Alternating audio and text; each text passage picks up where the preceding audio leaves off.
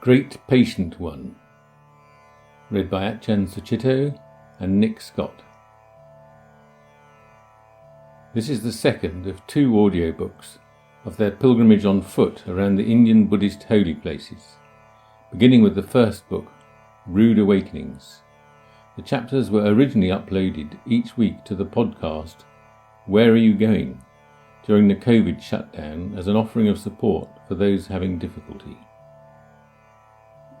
Having reached Bodh Gaya, the halfway point of their walking pilgrimage, Ajahn and Nick have to travel to Calcutta in the hope of getting their stolen passports, visas and travellers' checks replaced so that they can continue.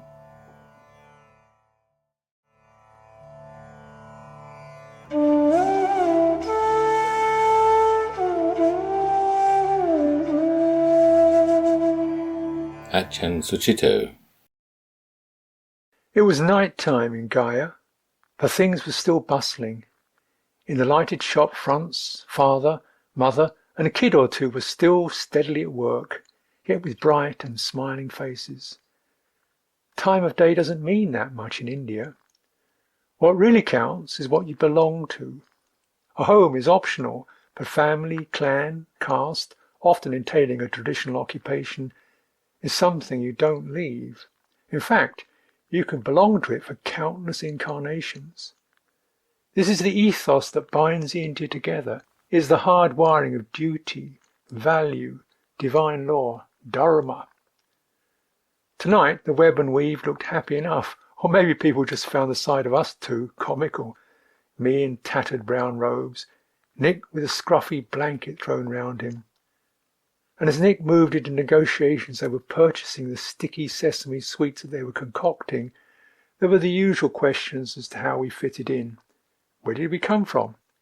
And where were we going? Well, pilgrimage was our dharma.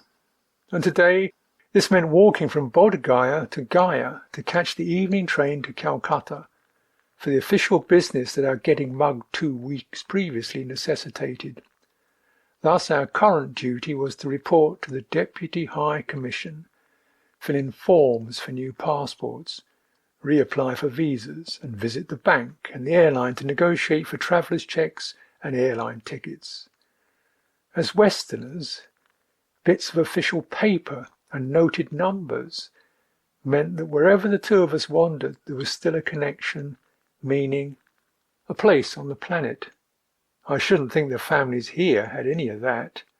Their dharma, in fact the role and occupation of every family in this district, was to pummel and beat a paste of ground up seeds and sugar against the wall until it cohered into lumpy cakes.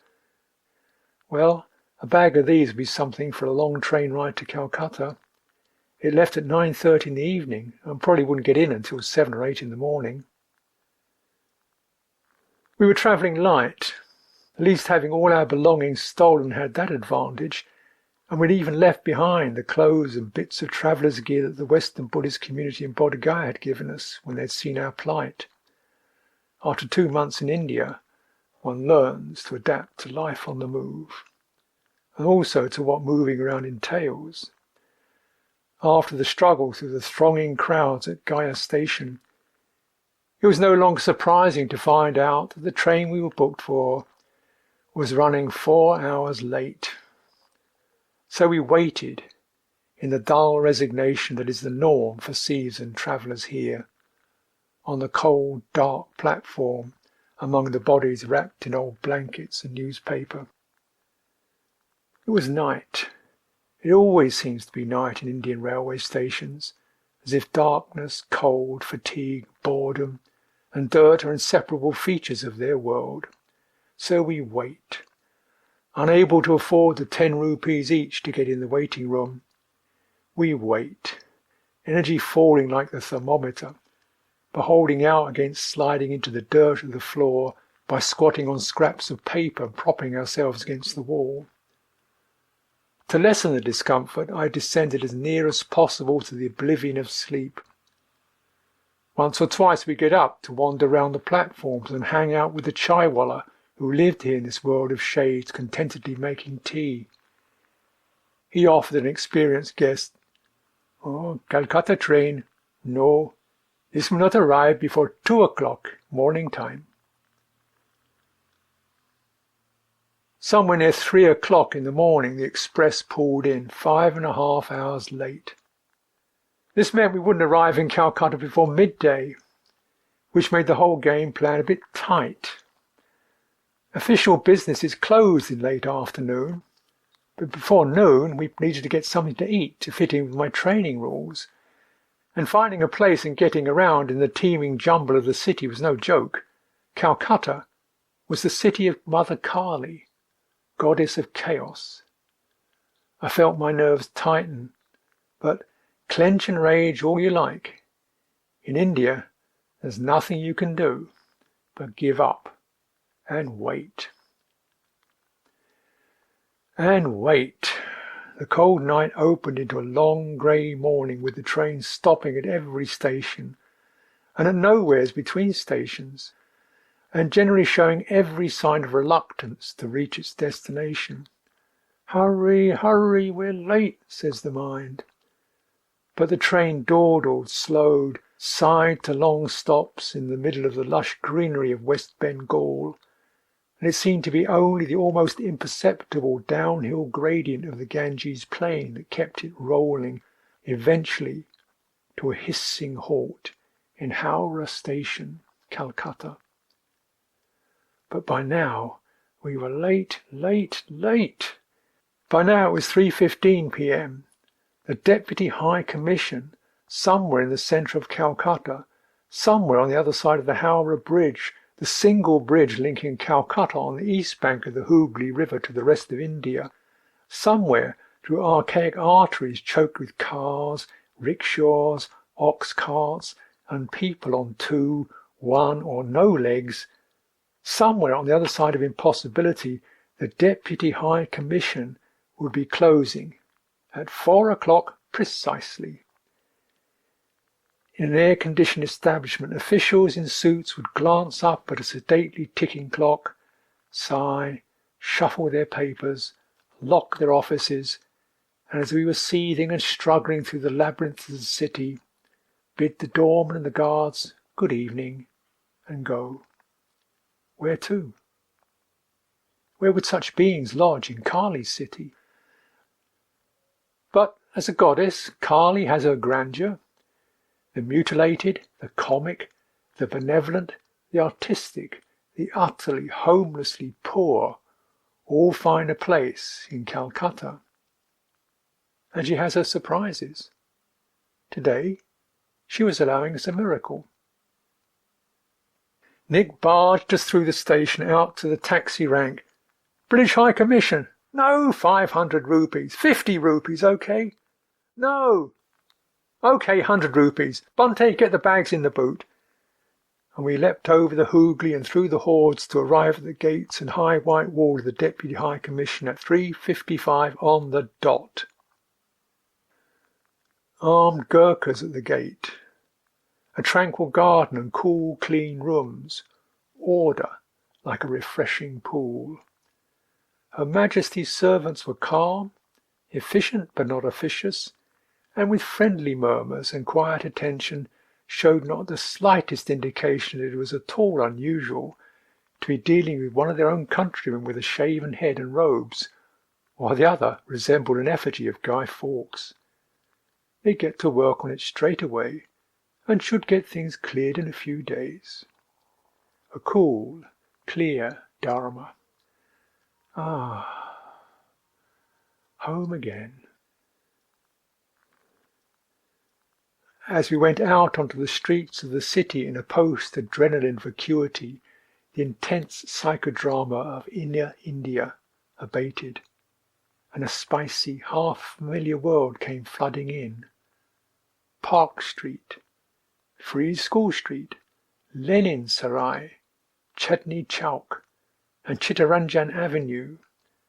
The street life, the shops, the buses, the old smoked buildings, all were of the style and bearing of the London of my childhood. When I was a boy, wandering round the streets of London was like this. being overwhelmed was just part of the magic.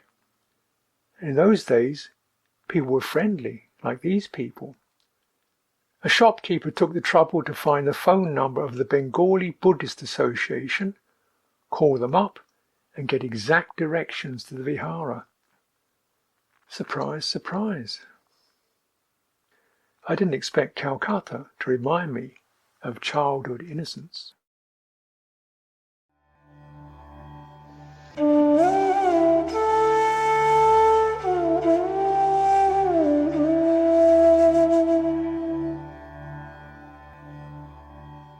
Nick Scott. I'd been through the business of getting travellers' checks and passports replaced once before in India, with a friend in New Delhi, and knew how frustrating it could be.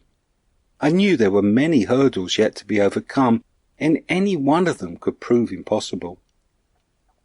But that wasn't the only reason I approached Calcutta with such determination. Ensuring we got to the British High Commission before it closed on the day we arrived, and then setting off first thing next morning from the Bengali Buddhist Association to the Indian bank that had acted as the local agents for our checks. In Calcutta, I had the opportunity to take charge of my life again.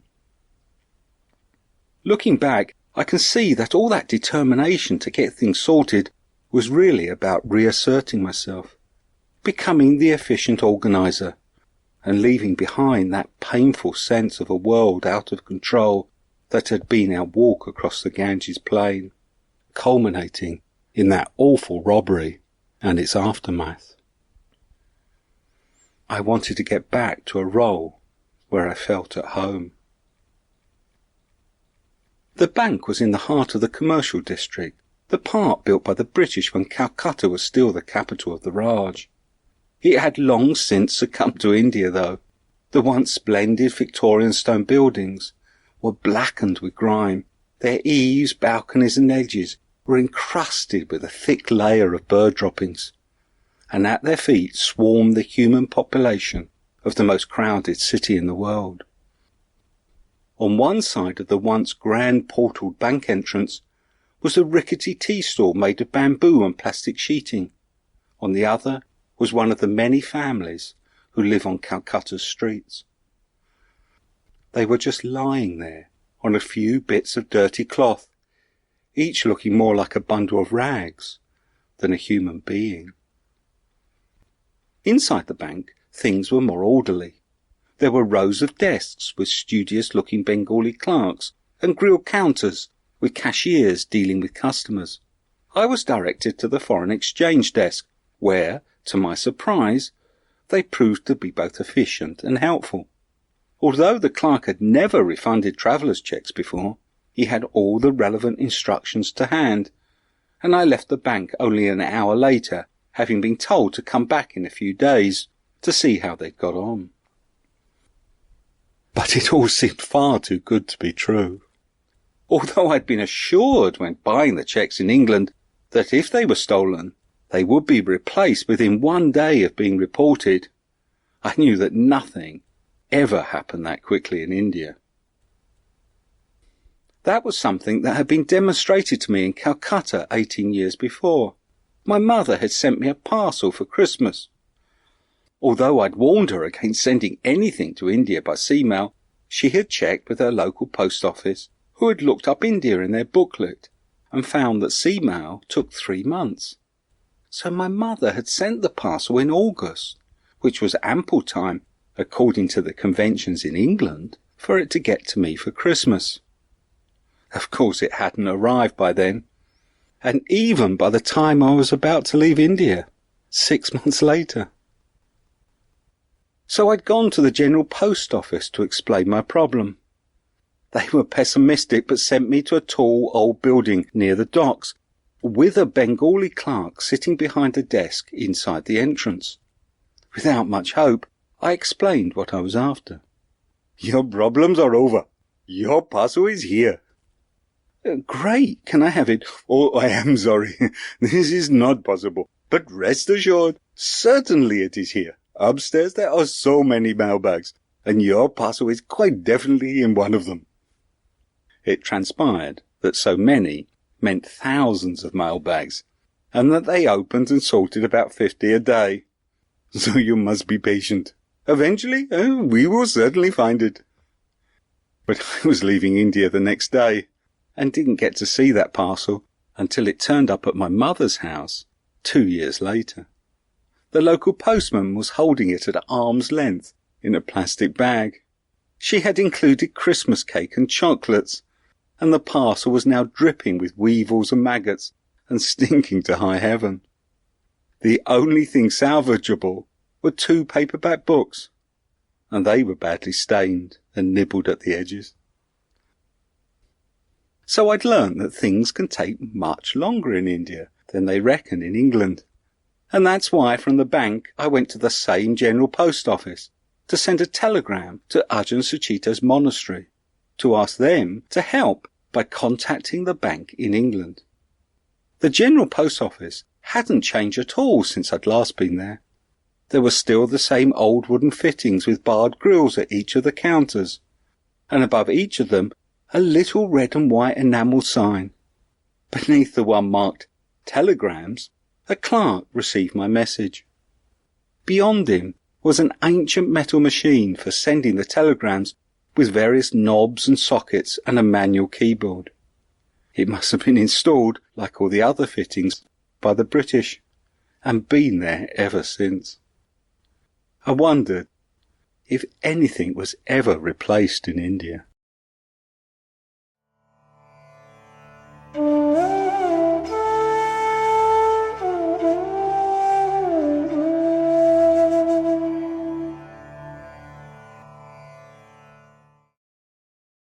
The Vihara of the Bengali Buddhist Association was connected to the life of the city.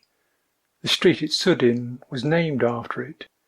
Bengal had Buddhists, and the large and well-established building, 4 stories high, was there to serve them, and more than them.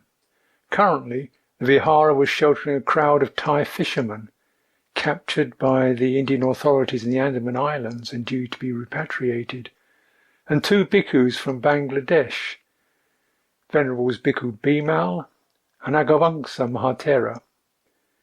We'd come across Bhikkhu Bimal a few blocks away from the Vihara, his broad face bursting into a smile of recognition. He remembered me from his visits to Amravati, where he'd come to publicise the atrocities being committed against Buddhist hill tribes of the Chittagong hill tracts. Now he was here, finding a niche, and creating a school to help the children whose parents had managed to get out of Bangladesh. Since partition, Calcutta had received wave after wave of immigrants from Bangladesh, the eastern portion of what had originally been the province of Bengal. The Chittagong hill tracts had been a tribal territory wedged up against the Burmese border. The people there were not Bengalis, they were Chakmas, looking more like Burmese or Nepalese. Moreover, they were Buddhist, like some of the people of Assam. Perhaps they represented traces of the last Indian Buddhist empire, the Pala dynasty of the 8th and 9th centuries. Although the hill tracts had never been part of Bengal, the region was a victim of the map-maker's convenience when it was carved up between Burma, India and East Pakistan. Of course, at the time of the carve-up, the people's rights to their land and their culture were guaranteed. But all that was easily ignored. The demographic pressure from the plains and the difference of religion justified land grabbing, military intrusion, war against the local resistance, the burning of villages and massacres. Kali city had received those who escaped. The vihara itself was built in a square around a central courtyard. One edge of the square was lower than the rest and constituted the temple. The rest was accommodation and offices. The block that we were given a room in was deluxe accommodation for visiting dignitaries. It had been built quite recently. A dedication plaque proudly proclaimed that the foundation stone had been laid by Kambo Lama of Buryat. That's a Russian republic adjacent to Mongolia. With the building itself being inaugurated by Motoyuki Nagunuma of Risho Kosai Kai. Buriat? And Motoyuki sounded Japanese. What was the connection? And whose was the outline in wrought iron that decorated every window pane? It looked like a Tibetan monk of some kind. And so it was. It turned out that the block was dedicated to the renowned Mahayana scholar Atisha. His work is not studied in Theravada, and nobody at the Vihara had known of his existence until a few years ago, when an invitation had come from Mongolia to attend the 1000th anniversary of the sage's birth. On reading the invitation, the association had discovered that Atisha, who had spent a major chunk of his teaching life in Tibet creating a systematic approach to the Tantric and Mahayana teachings, was in fact a Bengali. So they felt duty-bound to go to the commemoration. Because of that meeting, Japanese sponsorship had come their way. And so they built the residence block. Hence, Atisha's image decorated every window, honoured, but still not studied, by his own countrymen at last. The sage had finally returned to his native land. Our host, Venerable Dhammapal, was as easy to sit around as a glowing hearth on a winter's night. He was most concerned for our welfare. This in itself was not so unusual in India. What was different about him was his ability to size up the situation in practical terms, provide what was needed, and not overload us with the tedium of what was not needed. And he was interested in what we were doing. We'd have meals or tea with him, and after dealing with the practicalities, occasionally interrupted by his attending to sundry inquiries and phone calls, enjoy his lively conversation. He had spent a long time in the order, having become a Samnera just before the Second World War and a bhikkhu in 1945. That had been in Cox's Bazar, in the south of what is now Bangladesh.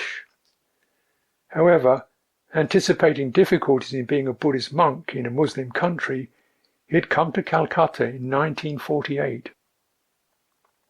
Being an immigrant from southern Bengal hadn't been easy, but he didn't go into details. Then between 1962 and 1985, there had been a lot of internal wrangling within the Bengali Buddhist Association. The problem is all Indians want to be their own boss. Indians just want to sit in the big chair and feel important. Hey, look at me. But things had settled now. He had loyal and energetic assistants and quite a dynamic vihara that was connecting to people, supporting schools, a clinic, and Dhamma teaching. It really was an association, a cooperative, and that was unusual. For Venerable Dhammapal, one of the most challenging jobs was being chair of the All India Bhikkhu Sangha, which was an attempt to create a self-regulating order of bhikkhus with standards of training, cooperation and organisation. This was quite an aspiration. As we've seen in Kushinagar, men would become bhikkhus with little interest in undertaking the training. Many of them wandered off on their own within the few weeks of ordination to make a living by begging or performing rituals. Even here, in the longest established vihara in India, it was founded in 1892, with good support and vitality, it was difficult to find any bhikkhu who would help to serve. Venerable Dhammapal was very impressed to hear of the number of monks and nuns training together in Britain, working for years to build residential centres out of dilapidated buildings, as well as meditating and teaching Dhamma. His assistants here were all lay people. "I've had to struggle my entire life," he commented, more with a sense of affirmation than self-pity. He obviously had what it took to live with some integrity, and it diminished neither his energy, nor his compassion, nor his humour. There was another expatriate from the former East Bengal that we particularly wanted to see, Anagarika Munindra, the renowned meditation teacher. On our second day in Calcutta, we made a small pilgrimage to the headquarters of the Mahabodhi Society in College Square, where he was living. Nick remembered him from his first visit to India in the early 70s in Bodh Gaya, then, as always, clad in long, loose white shirt and white baggy pants, and teaching with his gentle warmth. For me, the memory was of Anagarika Munindra's visit to the Hampstead Buddhist Vihara in 1978. I had just arrived, and after my 3 years' solitary incarceration in a Thai monastery, being back in my birthplace and having people to talk to was pleasantly stimulating. For the other bhikkhus, who were used to living in the forest, life cooped up in a London townhouse felt dour. The place had a stale mood, like a neglected menagerie. Then Anagarika Munindra turned up, as bright as the song of some gorgeous tropical bird, and everybody began to cheer up under the influence of his warmth. 12 years later, it was we who were the migrants, tapping on the door of his little room in the Mahabodhi Society headquarters. Still immaculately clad, he looked more time-worn now, and was just getting over an illness. But to see us was nothing but a delight. His little nest was plain, a bed with a mosquito net over it, and a straight-backed chair were the only furnishings. A thermos flask, paraffin stove, and simple cooking utensils, the only accoutrements. After he had greeted us and had settled me in the chair, he continued shucking peas into a saucepan as he talked.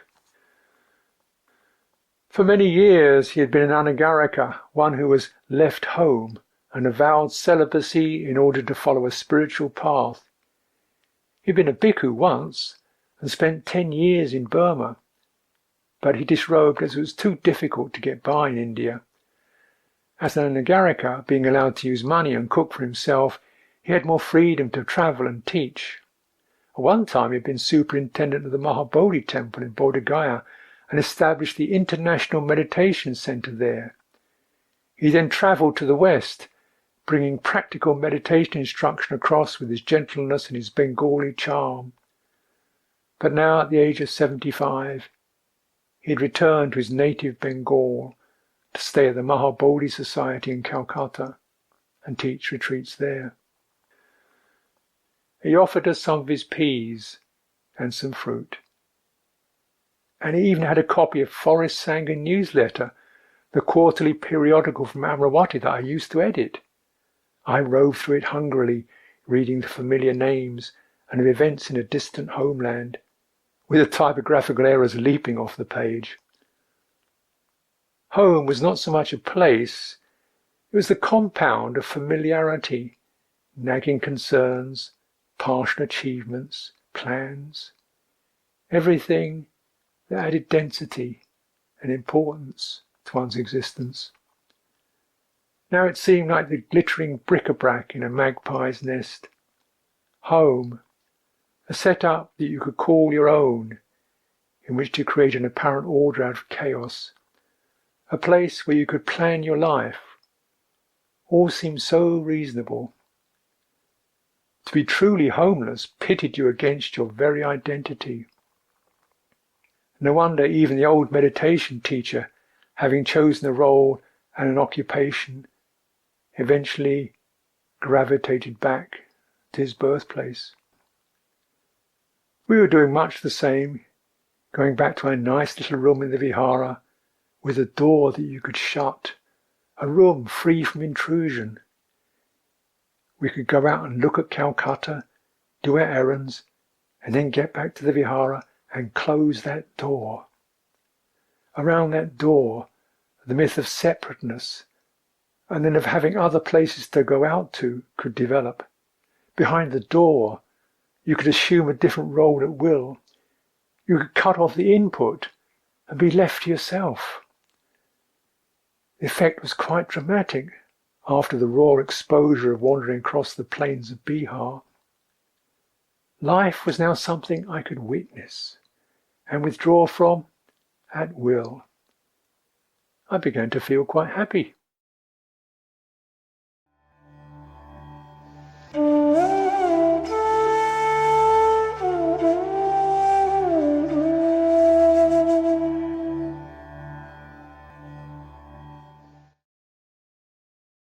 Venerable Dhammapal offered the temple car and driver to get us about Calcutta.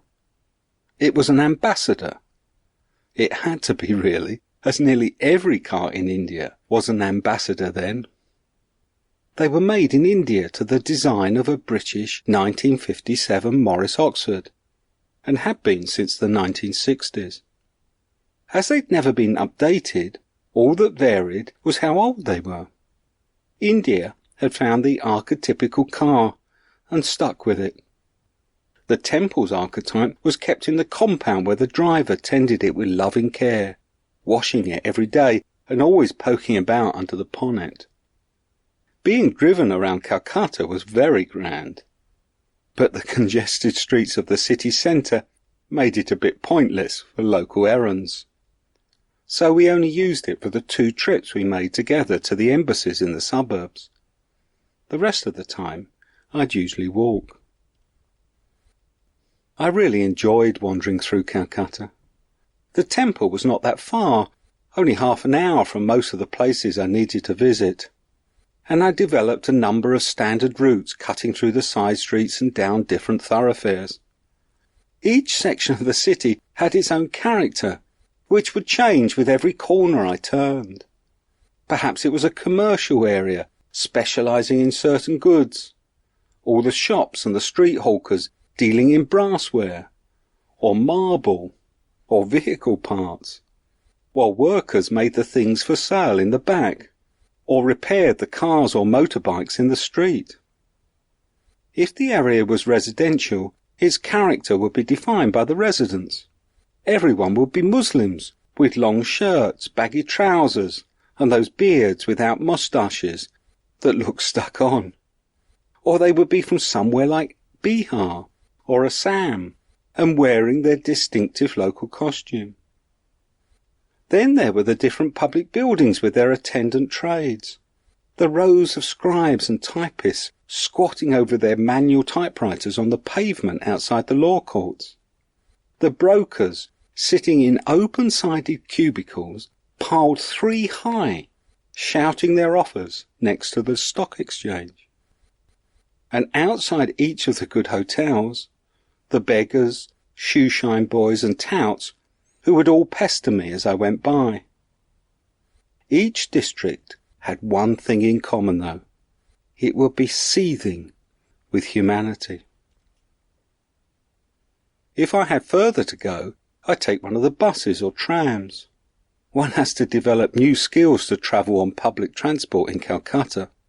All the vehicles are constantly packed full and usually only stop to let people off. To get on, you make a run at a bus when it is forced to stop, at traffic lights or when people are getting off, and cram yourself onto the running board, accepting the helping hands that come out of the squash of people already there. You then squeeze your way further in and stand in a packed mass until you arrive at your destination. Occasionally you meet a conductor to pay your fare to. Only once did I manage to get a seat. The trams are much the same as the buses, except for while the buses run out to the suburbs down wide avenues, the trams run through the centre of the city along the most crowded of streets. There they are forced to go so slowly that everyone gets on and off, or attempts to, while they are moving, and they dispense entirely with the need for stops. These ancient grey battered metal boxes, which long ago lost their paintwork, lurch and squeal as they try to make their way, seemingly against the tide. They're at a perpetual disadvantage, unable to leave their rails to wind their way around obstacles, as everything else on the street can. The lorries, the cars, the distinctive yellow and black taxis, which are ambassadors, of course, driven by Sikhs, the rickshaws and carts pulled by sweating coolies, animals and cycle rickshaws being banned in the city centre to cut down on congestion, and the pedestrians, who are forced to walk on the road as the pavement is filled with the shops that have spilled out on them and by the hawkers lining the curbs. To begin with, my trips were just to the bank to see if our money had arrived. When, only after 3 days, to my surprise, it had, I could start with a growing sense of hope to assemble our other needs for the pilgrimage. I went to the airline offices to replace our tickets and to various shops to buy things like a travel clock, straps for my bag and new maps. But so far, we still had no passports and no visas. Once we had money, I could also buy some of the things that I'd been passing and desiring for the past week. Little treats like a Time magazine, some local sweets, and a book from the second-hand bookstore for Ajahn Sucitto. We'd browsed there together one afternoon, and I knew he wanted to read Geoffrey Morehouse's book on Calcutta. Our money was tight now, though, and I had to be very careful. We'd come to India with the bare minimum, and even though the travellers' cheques were now replaced, there was still the cash we'd lost, and the charges for replacing passports, visas and air tickets that had to be paid, so that we were now going to be very poor for the rest of the journey.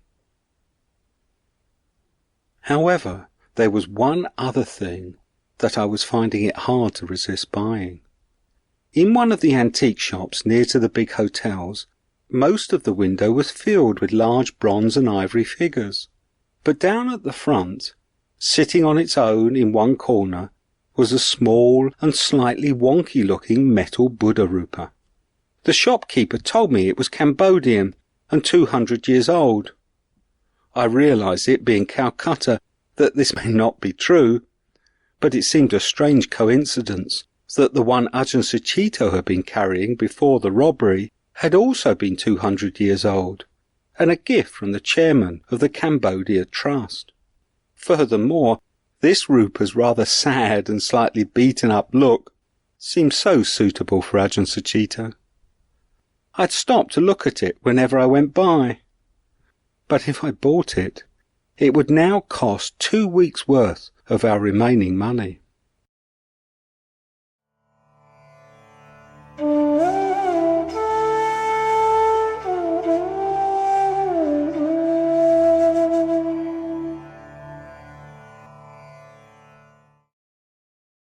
Safe in my nest, I got into the book on Calcutta that Nick had bought me. Somewhere in this urban mass 300 years ago had stood Kalikata, a village dedicated to Kali. Then the English had come, the merchants of the East India Company, and owing to the favours of the emperors Shah Jahan and Aurangzeb, settled on this swampy riverbank. Cunning traders, more or less compelled by the company's low wages to underhanded dealing, they added warehouses and a fort to the village.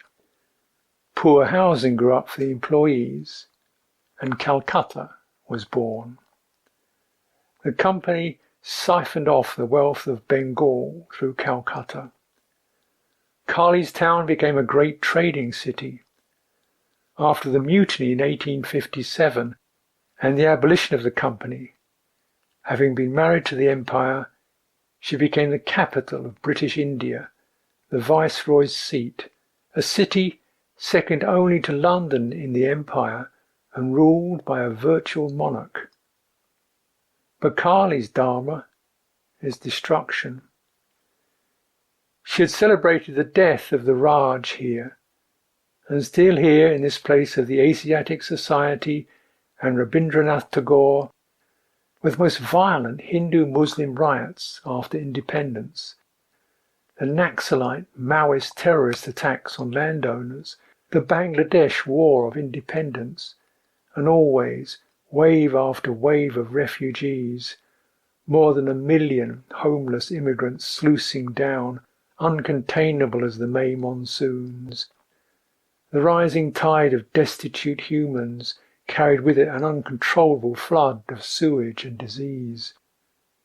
It was a city of great warmth, grandeur, squalor, and violence, with a seemingly inexhaustible appetite for human misery, and somehow accepting, even embracing it all. Reading about India and seeing it in historical perspective had the effect of granting me a kind of psychological advantage over it. A city built by men, Englishmen at that. Of course, we were just skimming like privileged boatmen across its surface and able to dip into some of its pleasant backwaters during our excursions. While Nick went around the city on errands, I spent a few hours in the library of the British Council reading newspapers for no good reason except to soak up the atmosphere. Not just the air conditioning and the comfortable chairs, but the whole Western ethic that allows you to stand back from circumstances, choose what you wish to attend to, generally something refined or stimulating, and drift in that at your leisure. The privilege of contemplating the agonies of the world from a place of security and analysis. The at-home feeling was attractive, but strange, dishonest even, like stealing apples. I wondered how long I would get away with it before the owner of the garden turned up. With some misgivings, I picked up the diary habit again. In Bodh Gaya I had scribbled down the briefest day-to-day outline of the pilgrimage, just one-liners to replace the copious notes that had disappeared with the robbery, and such names and fragments that I could remember. Meeting Sister Tanisara there had reminded me of my connections, responsibilities even, to the Sangha, and the promise to keep a record. In Calcutta, Nick purchased a new diary, a tiny 2-volume Hindi-English dictionary, and some maps. So, our pilgrim's raft was set afloat again, complete with navigation equipment and log. Order was looming. The final impudence was the Chinese restaurant. On a long sortie, we went into a restaurant for a meal. By Western standards, it was nothing special, but in terms of pilgrim's dharma, the place was a betrayal. Neat tables with clean white tablecloths and chairs set around them, wallpaper on the walls, and a waiter who you didn't have to hunt down, complete with menus. Gleaming cutlery was neatly lined up to attend the chairs, and the centre of the crisp white tablecloth was picked out with a deep crimson rose. I ate hot chop suey with some kind of sauce on it, and washed it down with glasses of water from the sparkling carafe on the table. The water. Of course, the water. It's always the casual bite on the proffered fruit or the complacent sip from the poisoned chalice. Nick didn't drink any, so I alone received the goddess's revenge, a mild one by her standards. Most of the third night in Calcutta I was in the lavatory adjoining our room having my innards wrung out. It's a kind of purgation, where there's no solid or liquid matter that can be squeezed out of either end of your body, and the retching is about to throw your eyeballs down the hole. You know it's your controlling mind she's after. Out came the tablecloth and the rose, and the armchairs in the library, and Geoffrey Morehouse's book, and the newspaper reports about other places.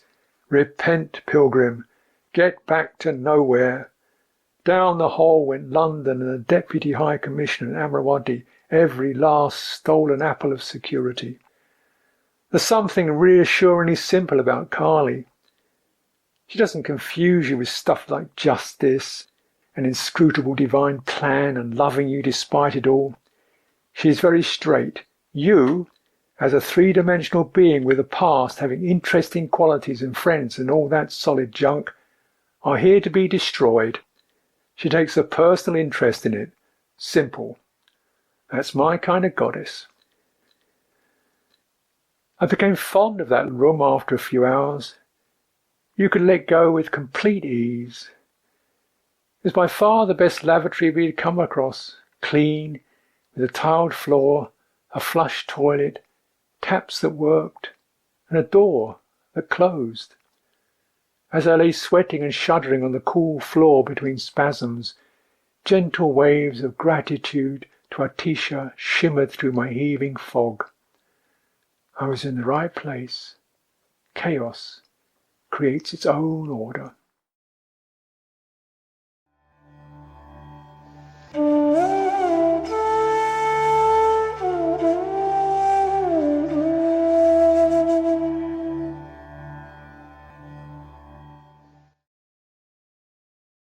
My passport was replaced within a week, and the consulate said Ajahn Sucitto's would follow the next day. It really was starting to seem that our pilgrimage might get underway again. Getting my Nepalese visa replaced also proved no problem. At the embassy on a street in the better suburbs of Calcutta, the small smiling men of Nepal were content with a letter from our Deputy High Commission, embossed with an imposing gold British crown, saying our passports had been stolen and would they be so kind as to replace the visas. Mine was done in less than a day. But there were still our Indian visas to be replaced. To get these, I had to go to the Indian police section dealing with immigrants. This was based in an old rambling colonial house, also in the suburbs, and was filled with a chaotic assortment of desks, both covered and surrounded with enormous piles of official papers. The place had a foreboding listlessness about it, with several dejected-looking Westerners already waiting to have their visas renewed.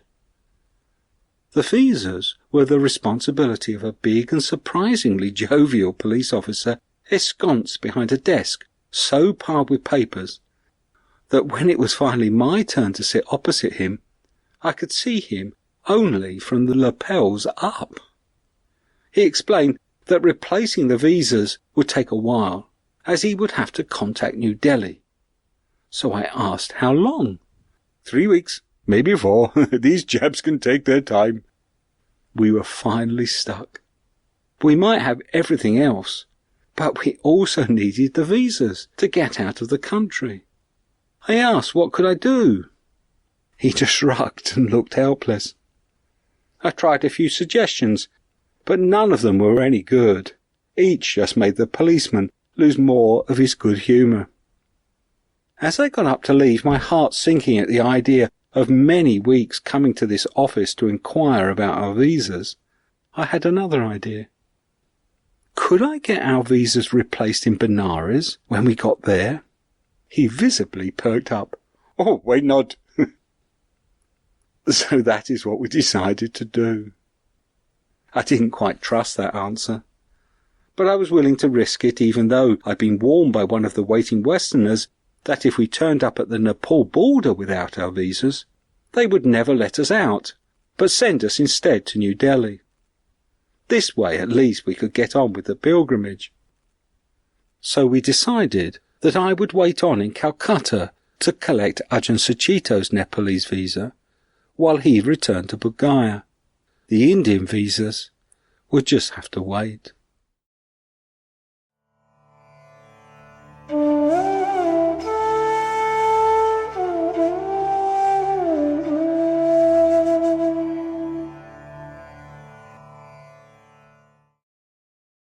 Being laid out with sickness had a peaceful domesticity to it.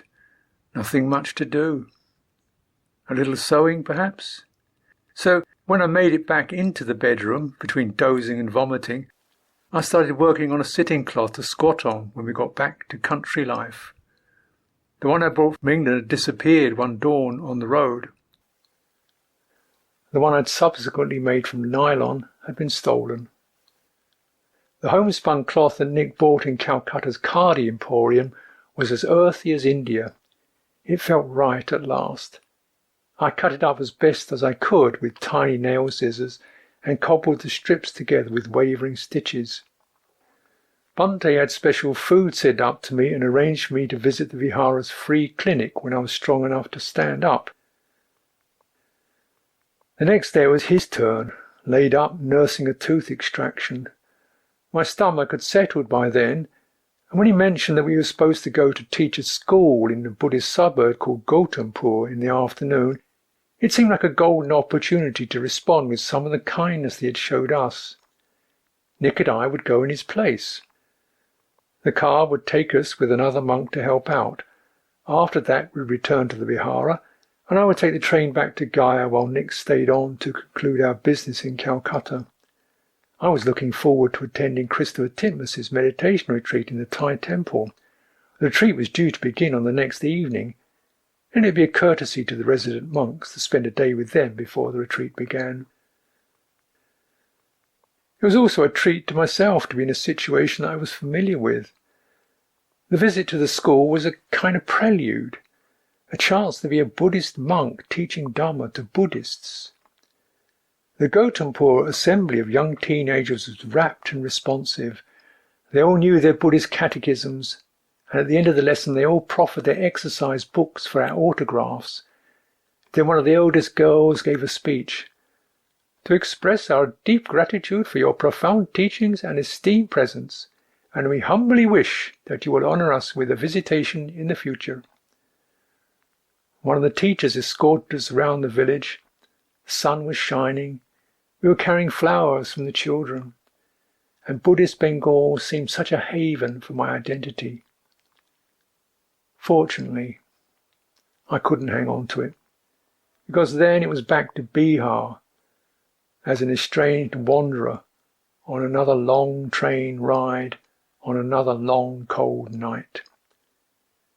Nick went with me to Howrah, and seeing me off pressed the small bar of plain chocolate into my hand. My guts grumbled and rolled menacingly. I unswung a sleeping platform and took a position for the night.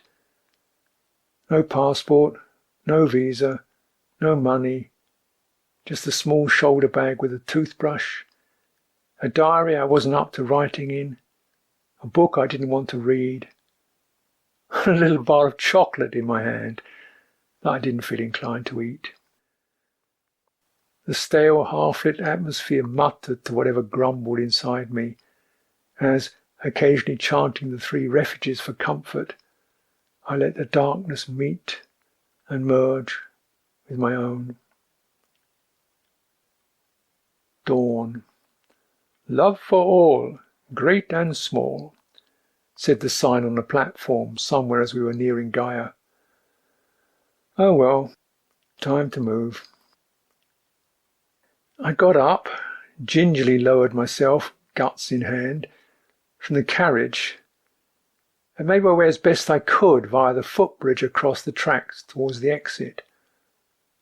On the platform as I descended, there was Sister Tanisra and Nada, waiting for the train to Varanasi, which had been fittingly delayed. Their faces paled at seeing me. They were going home, but it wasn't a time for a lot of dialogue. I fumbled at putting a few words together. They clucked and bustled around, getting me back to Bodh Gaya. Outside the station were the rickshaw drivers. I didn't want a rickshaw, but I gave up. Nada was explaining to the rickshaw wallah as she placed rupee bills in his hand. This is to take the monk to the bus to Bodh Gaya. Okay? This is rupees for the bus ticket. Okay? This is bakshish for you. Okay? He had an unmoving expression. You understand? Okay. Raja. He was going to rip her off, that was obvious. Still, I had my work cut out keeping my guts under control. I dumped myself in the back of the rickshaw and stayed centred. After a while we came across a bus parked half on the pavement, half in the road. The rickshaw wallah stopped, but I had enough savvy to stay close by him as we went to the bus. The tyre on one of the back wheels was off. It was just the driver and his assistant standing around. "Bodh Gaya, okay," said my rickshaw driver, and put my bag inside the bus, making to leave. Not so fast. This bus wasn't going anywhere. And what about the fare? I caught his hand and snarled at him as I snatched the money out of it. He looked surly, but thought better of it, and cycled off. Bodh Gaya? Bodh Gaya? I waggled the words and a few rupee bills at the pair by the back wheel. They shrugged. The scooter taxi turned up. They piled me in the back among some packets of sliced bread, took the rupees out of my hand, and we drove off. India. Home again.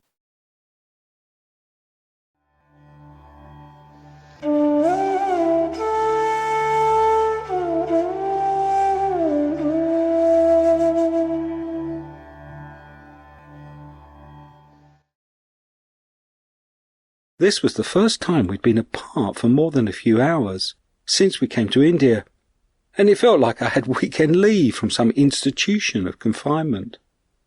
I had little money to spend, and there wasn't really much I particularly wanted to do, but still I felt really excited. For months we'd been more together than a married couple. We might not have slept in the same bed, but we had always slept in the same room or on the same bit of ground, and we had spent nearly every day entirely together. It was as if we were in some kind of surreal three-legged race, strapped to a partner with a different length of stride. Being English and male, we hadn't even discussed it, just struggled along. So it felt great to be able to go off and do whatever I wanted to do, to be me again. I gave up pujas and meditation, and in the evening sat with my feet up drinking tea with milk in it, and reading newspapers, or poring over the new maps I had, and had bought myself a few treats to have in the morning, like a slice of chocolate cake from the baker's I'd been eyeing for days. I'd got the maps just before Ajahn Sucitto left. I'd been to all the bookshops and marketplaces, but only found cheap, crude ones that would be of little use to us. I longed for something as detailed and reliable as the copies of the old 1940s maps that the robbers had chopped up like salami. In one of the bookshops I fondly showed the few remnants I still had to the manager, not so much with any hope of getting them replaced, but to let him see why I was not happy with the map he was offering me. "Then you must go to the office of the Surveyor General. It is here in Calcutta." I should have known that if the British had set something up, it would still be here somewhere. The offices were behind a high wall that ran the full length of a street, not that far from the bookshop. 2 soldiers guarded the gateway, where a clerk issued me a chitty. I then crossed the compound to a large Victorian building, climbed a flight of stone steps, and went in through the open double doors. Just inside, a very small sign in English said "Map Sales," and an arrow pointed to an office with another clerk behind a wide table who was dealing with just one customer. He was unrolling maps just like the ones I'd copied in England. I got all the maps I needed from that office, except for the one for the area adjacent to the Nepalese border, which was marked on the catalogue "Military Secret." They were more recent additions than the ones I'd had copied in England. Some had been updated only a few years before, and they were in colour. But what I found amazing was that the maps in the marketplace were nowhere near as good as these, and were more expensive, but they were all that most people in India knew about. That office was one of only 4 in all of India where they could be purchased, and there was just one other customer while I was there. We travelled with those government maps for the rest of our journey, and everyone we showed them to was astounded by their excellence. Even police officers and forest rangers. It took only 2 days for the sense of excitement of being able to do whatever I liked to wear off. I could have stayed longer, but once I had Ajahn Sucitto's visa for Nepal, I decided to follow him. Not, though, without first going to the antique shop to buy that Cambodian Buddha Rupa as a present for him. He deserved it, and maybe we couldn't really afford it, but we'd just have to be even poorer. Then I was rumbling west on the train to Gaia. I'd started to miss him, and it would be good to meet up again.